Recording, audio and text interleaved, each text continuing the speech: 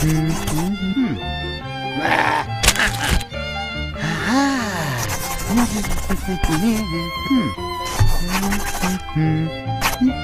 Dan, what are you working on there?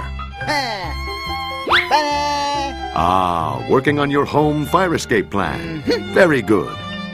Well, let's take a look here. Well, you want to get out by the most direct route, Dan. How's about something a little more like this? Now you have 2 ways out of each room. What about your smoke alarms? Is that the only one you have?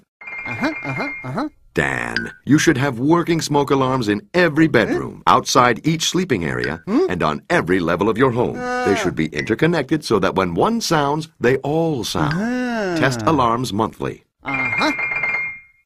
Good job, Dan. Now let's give it a shot. Dan.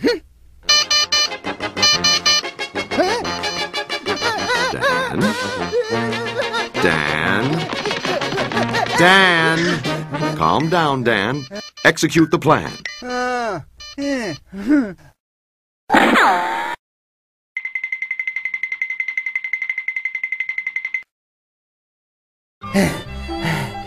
Good job, Dan.